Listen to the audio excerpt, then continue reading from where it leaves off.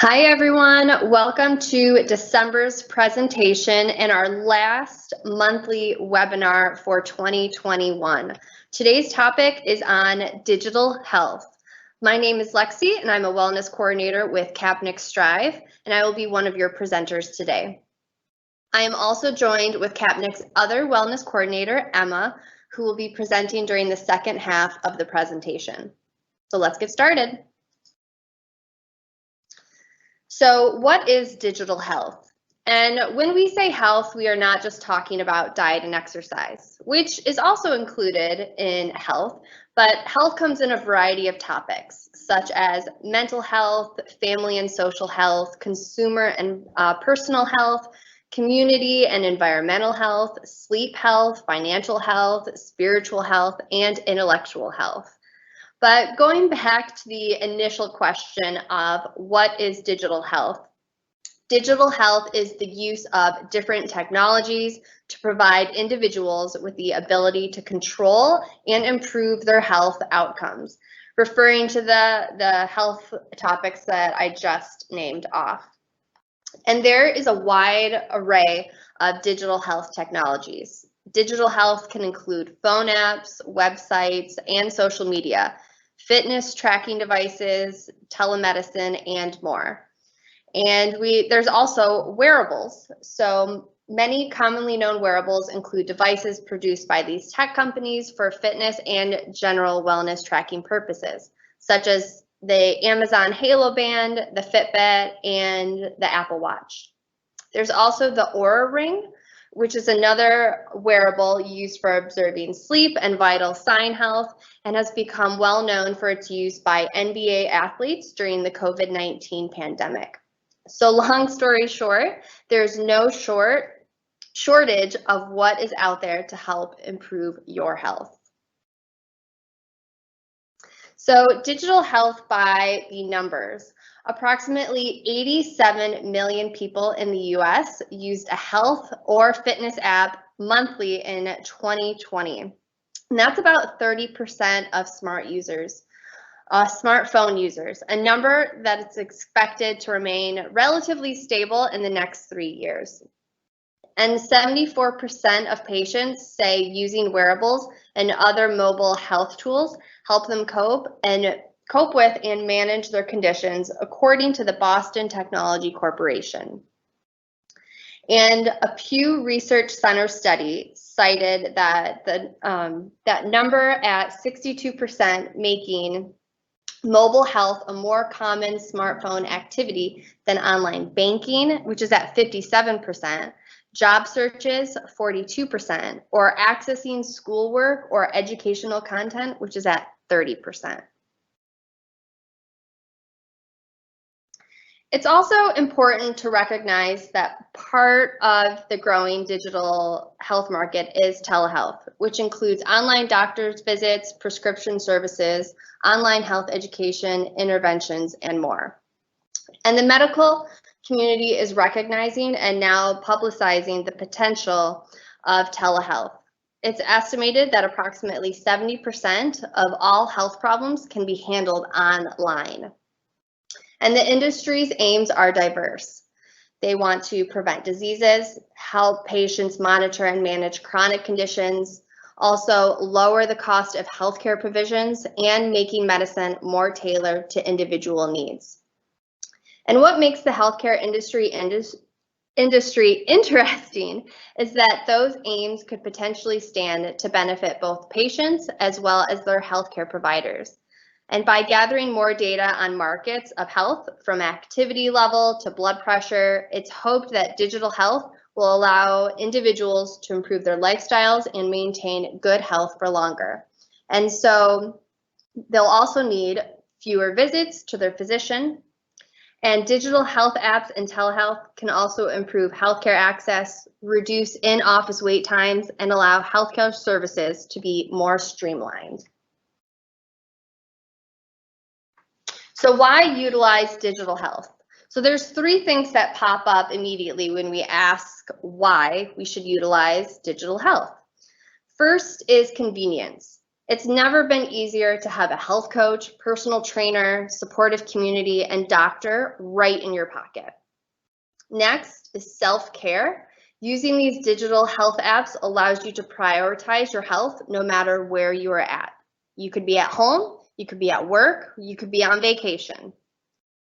And lastly, connect.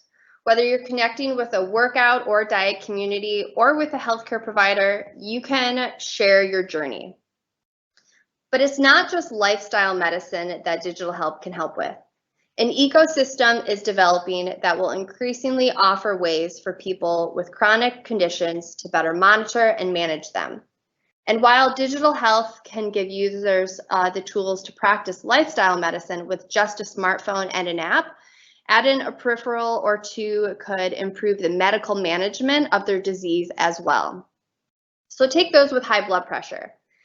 An off-the-shelf connected blood pressure cuff can show whether a user's blood pressure is on the way up or on the way down.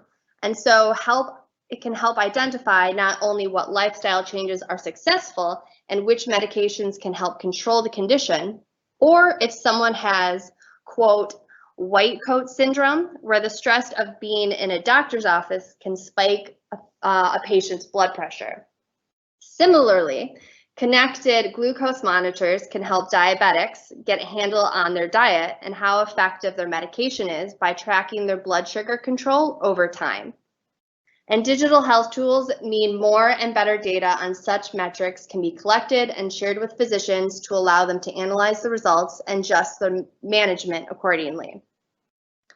And one of the less talked about benefits of greater use of digital health around the world is the potential insights that building up a vast repository of data of health markers of people around the world could create.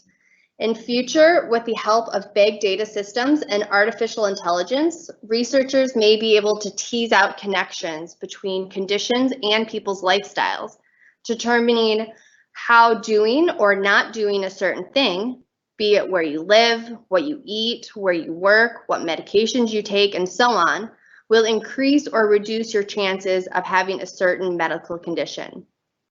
Now, while there are obvious and sensible privacy concerns over how sensitive health data is, if handled properly and appropriately, data gathered by digital health apps could potentially prove a treasure trove for scientists trying to improve our public's health.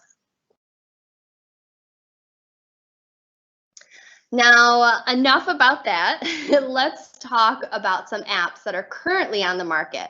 And we've chose some recommendations for you. So let's start off with physical health. Now, while there are hundreds upon thousands of apps for physical activity and nutrition, we narrowed it down to two, starting with the Nike Training Club. And this app offers access to 100+ video and audio workouts ranging from yoga, HIIT, strength training, and mobility. You can also follow personalized multi-week training programs that ramp up in intensity over a period of 4 to 6 weeks.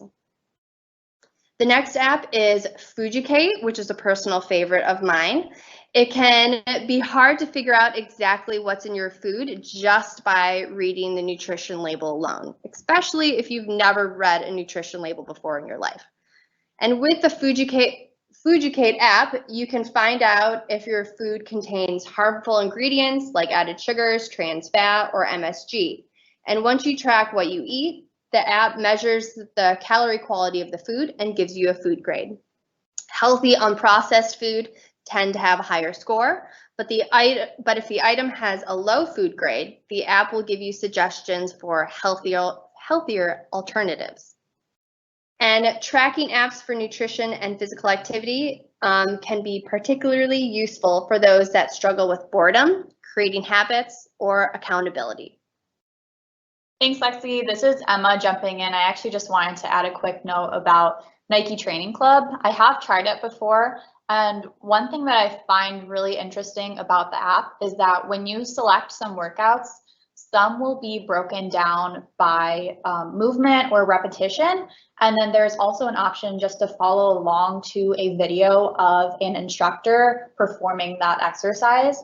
So I think it really is helpful for, determining what's best for you and what pace you'd like to follow.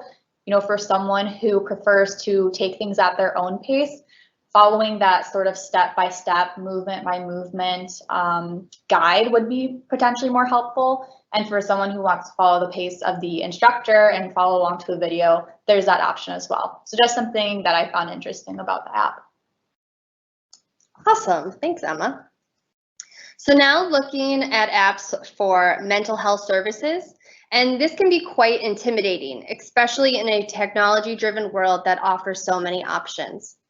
So starting off with Headspace, this app offers a variety of guided meditations for stress, anxiety, depression, sleep, mind, body health, and more. But in addition to meditation and mindfulness skills, there are also mindful at-home fitness and cardio workouts that are led by Olympic trainers. Some of the pros, it's a great app for mental health and it has fantastic reviews. Some of the cons is most of the content requires a subscription. But another great option is Insight Timer, which is a free meditation app that has over 6,000 available meditations, which can be filtered based on various criteria, meditation type and topic, popularity, age, etc. And they also even have guided meditations, sleep music tracks, and talks led by the top meditation and mindfulness experts, neuroscientists, psychologists, and teachers from Stanford, Harvard, and the University of Oxford, and more. What's Up is an app utilizing some of the best CBT, or cognitive behavioral therapy, and ACT, or acceptance commitment therapy. These methods that are used to help you cope with depression, anxiety, anger, stress, and more. And there's also forums to talk with others and share challenges as well as positivity. This is great for anxiety and depression, and it's free, which is the best thing. And the last app that we have listed here is Happify. So if you are looking for a fun app that will keep you engaged while also boosting your mood, Happify might be your best choice.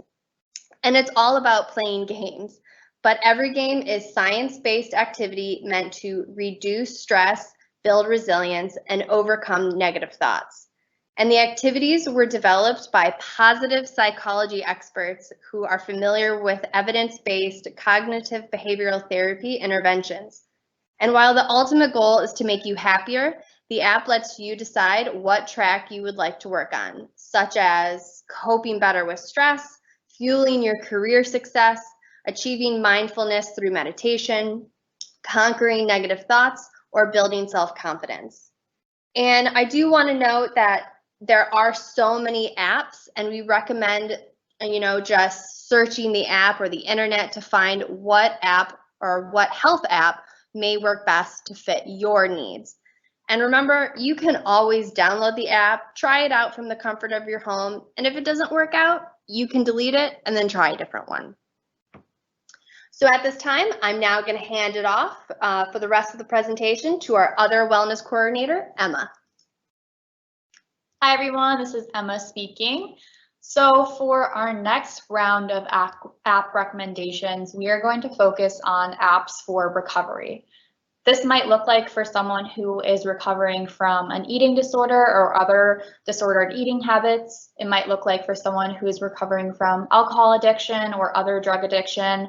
These are just some useful apps to check out, help track sobriety, connect with others who have similar goals, and help you stay on track. The first app that I want to highlight is called Rise Up and Recovery. So this app was specifically designed for people who struggle with eating disorders and disordered eating habits. So generally an individual who might have a difficulty dealing with topics like food, dieting, compulsive exercise, and body image issues or body dysmorphia. So this app also uses CBT, which is, an evidence-based strategy in therapy, and they use CBT-based tools to help you log meals and emotions in a healthy way. So of course, instead of focusing on tracking things like calories, they more so shift the focus to, how did eating a certain meal make you feel? What were your emotions surrounding this certain food? And logging meals, in a way that takes the focus away from those calories and more about just creating a well-balanced diet and logging those meals in a productive way. The second app is really popular among the community of individuals who are, looking to become sober or are currently sober. It's called I Am Sober. And this one is actually pictured in that image on the right, where it has a sobriety tracker where it can track how many days you have been sober for a certain topic, and you can create multiple trackers, which is helpful. And the app also helps you build new habits, and it has an ongoing motivation feature. So there's a little motivation tab on the bottom section. There's also a community section that can connect you to a network of people that are working towards the same goals. Similarly, the last app that I wanted to recommend for this topic is Sober Grid, which is a social networking platform specifically designed for people who are in recovery of any sort of addiction, really. On Sober Grid, you can share your progress in your recovery with other users on the app, create posts, and another really great feature that a lot of people said was their favorite feature of the app was that it offers 24/7 live peer coaching. So if you are in a moment where you're struggling with your sobriety, you can connect immediately to a peer who is also going through the same journey and just have them to lean on for some extra support. Next is financial wellness. So much of our banking is already done online and through apps. Most of banks do have an app available that you can do online banking on, including sending money between your accounts, applying for loans, and even investing. Investing apps have become really increasingly popular. I know one that has really taken off is Robinhood, which likely quite a few of you have maybe checked out before. There are also a large number of apps out there that can help build strong spending and saving habits and improve our financial wellness. So beyond just that sense of, okay, how much money do I have in my account? It can help you take better track of what your spending habits are, what the majority of your money is going towards, creating a monthly budget, other sorts of financial wellness strategies that go beyond just that online banking alone. The first app that I want to recommend is Mint. I personally have been using Mint for around the last 8 months. This was really helpful for me as someone who, graduated college in May of 2021 and jumped into the world of full-time work and had to basically build a budget from scratch. Mint allows you to break down by topic. So you have your car insurance, your rent if you pay rent or a mortgage. You have your grocery spending, shopping, pharmacy spending, and you can break this down by category. And then when you spend money, it automatically sorts that out so that you can see where the majority of your spending is going to. You can also directly link your various bank accounts. You can link your investments, and you can also link your student loans if you have those as well. So overall, it gives a really comprehensive picture of your current net worth. It gives a really comprehensive picture of your cash flow. So what your income is looking like on a monthly basis, and then what's going out, what that's looking like. And overall, I really recommend it. It's a really well-designed app. The user experience is really great, and it's just pretty if you look at it as well, which is always a bonus. So yeah, it is a very highly rated app, can help you keep track of your budget, bills, and spending. And it also does help flag subscriptions. If there are some subscriptions that just have been sent to the back burner and you might not even be aware you're spending money on. The next app is Acorns. So this app actually rounds up spare change from your purchases and automatically invests that. So it's essentially like micro investments. These can be automatically set and applied to loans, retirement savings, or investment portfolios.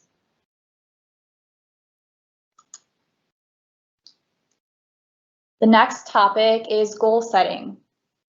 The first app that we wanted to mention is called Productive Habit Tracker. So this app just helps you set some personal goals, track your progress, and help keeps yourself motivated. We know that it can be really hard to hold yourself accountable when you are looking to make any change in your life, and behavior change is a really complex process. So having some of these extra tools, whether your goal is weight loss, quitting smoking, reading more, whatever it might be, having as many extra tools and accountability partners available to you as possible is really helpful for setting yourself up to be in a good place to make sure that you're staying on track. A lot of these apps can also have notifications set to remind you, hey, it's time to drink some more water, or your reading time is coming up in an hour, spend half an hour reading. And that can be just helpful having that reminder coming to you as well to help you stay on track. The second app is Goalify. This one similarly uses trackers to help you manage repeating tasks and to-do items, tracking your habits, and improving your overall persistence and productivity. This one also does have a social component, so you can connect with friends on the app to challenge each other and set up accountability groups.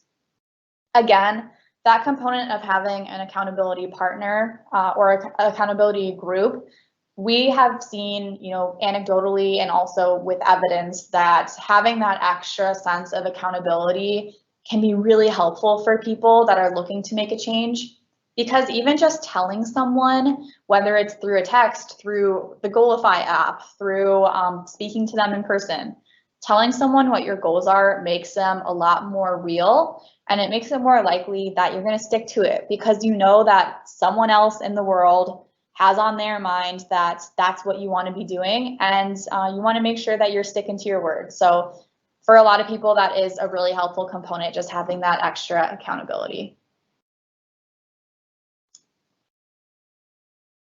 And now switching focus a little bit as we wrap up this presentation. As we've mentioned earlier, telemedicine has become increasingly popular throughout the pandemic, and it can be especially useful for things like routine appointments, non-urgent illnesses, and getting prescriptions and prescription management. Doctors of a lot of different specialties are now integrating telehealth into their practice, and especially, of course, over COVID have been doing so as well. The first step to finding telemedicine is checking in with your insurance provider. They might be partnered with a specific telemedicine provider or platform, and may also cover healthcare providers who offer telehealth services. I know, for example, some insurance providers are covering telehealth mental health care in full at this time, whereas if you were to go in an in-person appointment, you might have to pay a copay. So absolutely something to check out with your insurance provider and see if you might be able to find some free care that is covered 100%. If your insurance doesn't have a telehealth option, you can always talk with your doctor and just ask them, a few questions. Are you offering telehealth? Is that a visit a good choice for my certain health condition? What types of care can I get using telehealth? And then how would I schedule a telehealth visit? Most doctors, I would say, do have telehealth options available at this time, and it may also help you get an appointment a bit sooner. So if they don't directly mention it to you, it's absolutely something to ask about. And I also wanted to add a note here just about using digital health in a way that is positive and healthy for our overall well-being, and especially our mental and emotional well-being. Studies have found associations between acts like calorie tracking and exercise tracking and disordered eating habits and eating disorders. So for individuals who experience disordered eating habits or compulsive exercising, or know that you are predisposed to more addictive behaviors, using apps to track things like your calorie intake or your exercise might not be the best choice for you personally. So I really do encourage you to think about how you are going to be using certain apps, especially focused around physical activity, how you're going to be using them productively. Rather than only tracking calories, for example, as a component of meal tracking, you can focus on the approach that I mentioned earlier with the Rise Up and Recover app, like considering the context of your food choices, taking note of your patterns and behaviors surrounding food and exercise, noticing things like how sleep patterns and your emotions affect what you're choosing to eat, when you take the time to snack or make a meal, and also tracking your hunger and fullness. So really focusing on recognizing our behaviors and our patterns is really key to changing some behavior rather than just keeping track of our calories burned, which for a lot of people can become a compulsive and unhealthy behavior.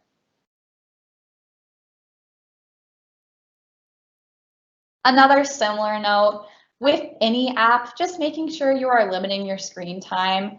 Technology can, of course, be a powerful tool for our health and wellness, but spending too much time on our phone, even if it's for something that overall is positive, can also have negative health effects as well. Spending too much time on your screen can cause poor sleep, eye strain, headaches, neck and back pain, and also some cognitive effects as well. So making sure that with all of these apps, you are limiting your use. Again, especially with the more physical health oriented ones, checking it too often can be disappointing for people as well, because they don't see maybe as many changes as they'd hope if they have, for example, a device linked. So just taking note of how often you're checking these apps and making sure that you're using everything with moderation. You can also set screen time limits on your smartphone. I know for Apple users, at least, if you go into your settings, you can see your screen time on a daily basis, and it will also show you like a weekly average. And you can set app limits for certain apps. You can set downtime. So maybe an hour before you go to sleep, you could set that to start. And you can also have it send you a little push reminder whenever you're past your daily usage for the day, so that you know when to be shutting your screens down. All right, that is all we have for you today. Thank you so much for joining. We hope you learned a little something new from this presentation, maybe found a new app that you might like to check out. Our next webinar is going to be talking about thyroid health, and that'll be on January 30th, sorry, and that's 2022 actually, not 2021. So we're going to catch you next year at the end of the month from noon to 12:30.